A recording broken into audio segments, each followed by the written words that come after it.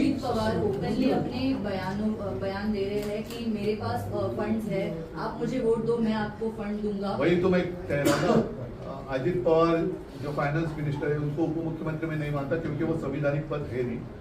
अर्थमंत्री कहते हैं कि मेरे पास तिजोरी है, चंद्रकांत पाटिल कहते हैं कि तिजोरी वाला मालिक तो हमारे पास है, दूसरा दाढ़ी वाला वो तो खुजाते बैठे है दाढ़ी अपनी, तो उसके हाथ में क्या है वही उसको पता नहीं चल रहा है। पैसे की इतनी मस्ती आज तक महाराष्ट्र ने कभी देखी नहीं थी। तो ये सब खेल चल रहा है और इन लोगों की जो व्यथा है वो समझने के लिए इनके पास समय नहीं है।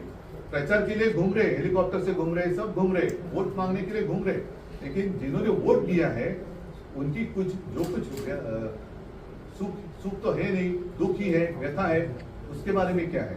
मैं खुद जाकर आया, ये क्यों नहीं जा रहे? जैसे मैं जाकर किसानों में बैठा, इनमें से किसी की हिम्मत क्यों नहीं होती जाकर वहां बैठने की?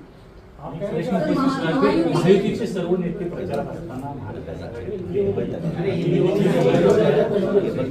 महायुति के भीतर और भी चीजें सामने आ रही है।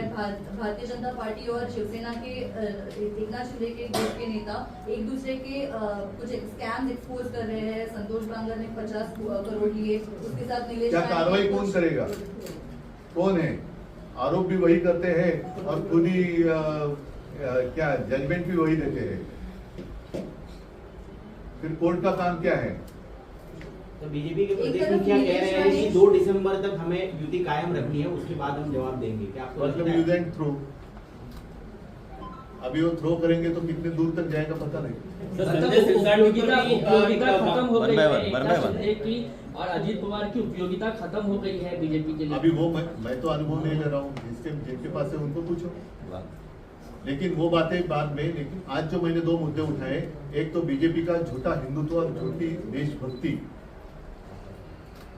जैसे मैंने कहा तपोवन की बात तो मैंने कही, लेकिन जो पार्लियामेंट की अधिसूचना आई है कि आप संसद भवन में वंदे मातरम नहीं कह सकते, ये कौन सी बात है?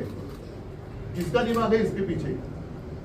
और एक समय तो ऐसा था कि ये बीजेपी वाले तो चिल्ला कर कहते थे कि इस देश में रहना होगा तो वंदे मातरम कहना होगा। तो मेरे सांसद तो वहां जाकर वंदे मातरम कहेंगे। अगर बीजेपी में हिम्मत है तो मेरे सांसदों को बाहर निकल कर दिखाएंगे, और अगर नहीं तो ये चीज जिसने की है वो कौन है उसको निकल बाहर भेजो ना उसको।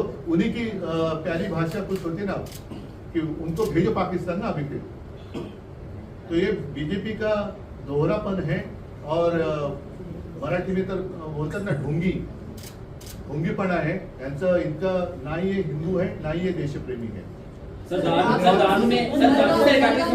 कॉर्पोरेशन में शिवसेना और ठीक है, कांग्रेस की बात